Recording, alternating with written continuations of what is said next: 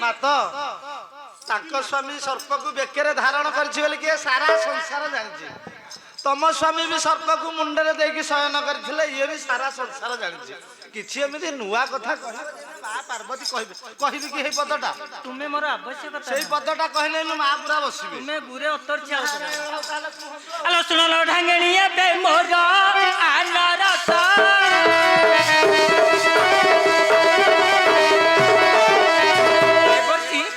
କହିଥିଲି ନା କୋଉଠି ବସବାସ କରୁଛନ୍ତି? ଆଲୋ ଶ୍ମଶାନ ଭୂମିରେ ଯାଇ କରିଅଛି ବାସ ହାଡ଼ ମାଳ ବିଭୂତି କୁଲ ପନ୍ତି ଶରୀର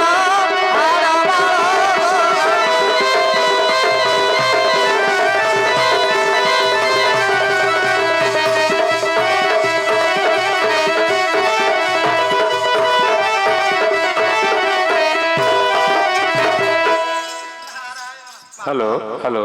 उपस्थित सुधी दर्शक नारायण नारायण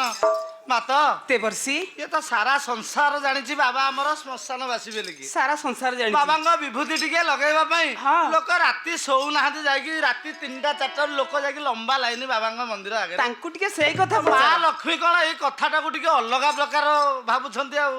ते तार उत्तर दियंतु ताल तार उत्तर देबा पड़ो। सुनो आगो प्रिय सखी ए मो राउदंग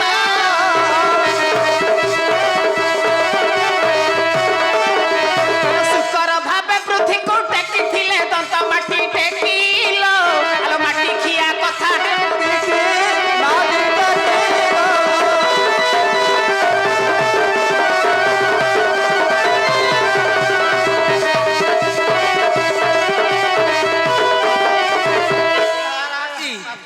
मो सेति तो पारिलेनी मो स्वामी को आडे नारायण मात ई कळी गंडबळ एतिकिरे बंद करंतु ये होची एकाम्र कानन बाबांकर जागा ताको एरिया सिए जहा करे मात आमे एठो पळेबा एटा होची तो भलो एरिया हेले से किछि करिबे एठे गाडे छेटे खाली हेबे ना तालता उत्तर ये तम ऊपर पाहरे बसी गला नारायण मु तो जानिछि तमे छाडिबा लोक नुह मा लक्ष्मी कोन केबे छाडिबे से छाडिबे खिया की सजेरे देखो ये तेल लुण पाउनी से पुनी कथा कहे मो आगे रे अले सुन हइलो बंती सता ये मो भारती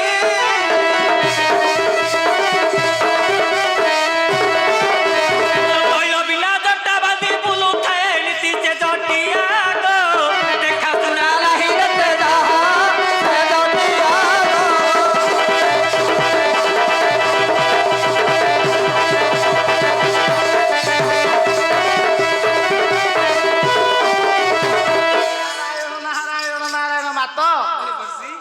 नुआ कथा नुह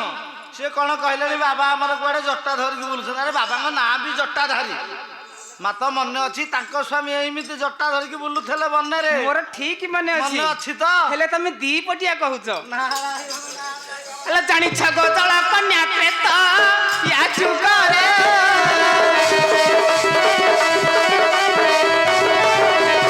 जानि छगो तळा कन्या प्रेत या चुगरे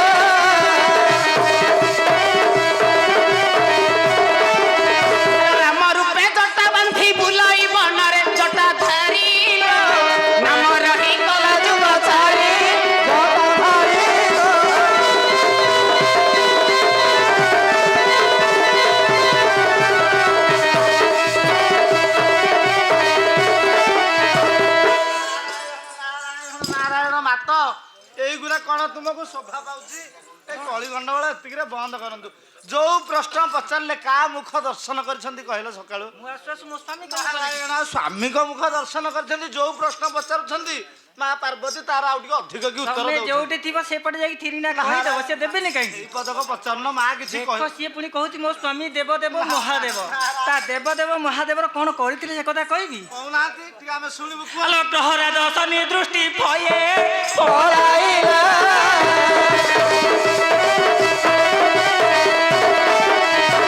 देवर्षि कौन करिथिला कहिलो कहलाती हेलो धब्बा गंडी तले जाई लुचि रही तिला से रजक लुका का सुथिले दिन जाक से रजक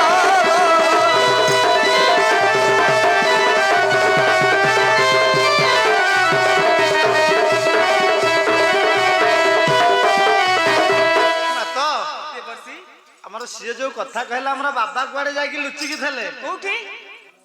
ତ ସେଠି କହିଲେ ତାଙ୍କ ଥିଲେ କଣ? ନାରାୟଣ ନାରାୟଣ ସିଏ ପର କଥା ମାତ ତାଙ୍କ ସ୍ୱାମୀ ତାଙ୍କ କୋଉଠି ସ୍ୱାମୀ ବି ଏମିତି ଯାଇକି ଲୁଚିକି ଥିଲେ ସେ କଥା ବି ମତେ ବି ଜଣା। ମନେ ଅଛି ତ ହଁ, ହଁ। ତାହେଲେ କୁହନ୍ତୁ ଆଲୋ ନାରାୟଣ। କଂସକୁ ନାସିଣ ଜରା ସନ୍ଧେ ଭୟା କରି।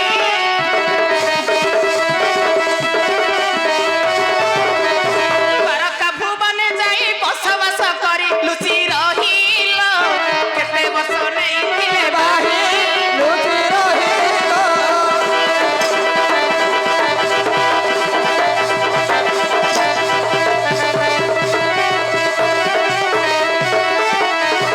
ନାରାୟଣ ନାରାୟଣ ନାରାୟଣ ମାତ ଏ କଳିଗଣ୍ଡ ବେଳେ ଏତିକିରେ ବନ୍ଦ କରନ୍ତୁ ଆମେ ଟିକେ ନୃତ୍ୟ ଦେଖିବୁ ହେଲେ ତମେ ଆଗ ଆମ ତାଣ୍ଡବ ଦେଖ ନାରାୟଣ। ତାପରେ ନୃତ୍ୟ ଦେଖିବ। ଆଲୋ ଦକ୍ଷ ଯଜ୍ଞ ଜୀବନ ତୁ ଦେଲୁ ଯେତେବେଳେ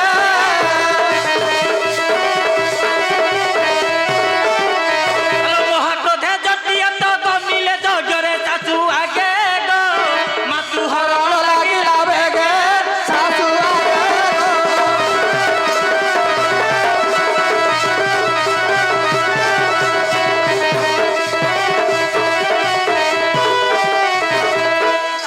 ଦେଖିଲେ ଦେବର୍ଷି ନିଜ ବହି ନିଜେ ଖୋଳୁଛନ୍ତି। ନିଜେ ଖୋଳୁଛନ୍ତି ସେ ତମ ସ୍ୱାମୀ କଥା କହୁଛନ୍ତି କଣ ତାଙ୍କ ସ୍ୱାମୀ କିଛି କରିନାହାନ୍ତି ସେ ଯାହା କରିଛନ୍ତି ଲୋକେ ଶୁଣିଲେ ହସିବେ। ନାରାୟଣ ଖାଲି ତମ ସ୍ୱାମୀ କଥା କହୁଛନ୍ତି ଆଲୋ ମାଇଙ୍କୁ ହରିବା ପାଇଁ ବଳା ଇଲେ ମନ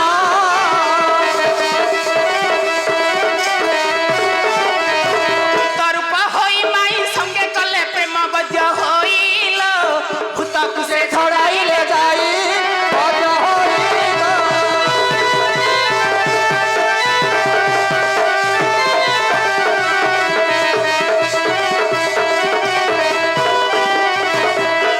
ନାରାୟଣ ମାତ ଏଇ କଳିଗଣ୍ଡ ବେଳେ ଏତିକିରେ ବନ୍ଦ କରନ୍ତୁ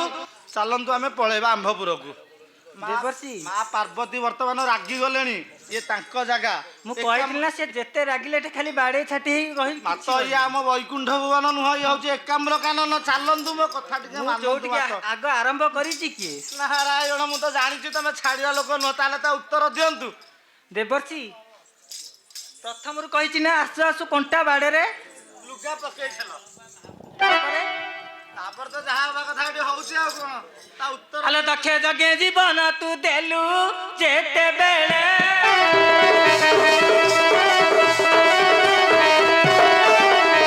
ଦକ୍ଷ ଯଜ୍ଞ ଜୀବନ ତୁ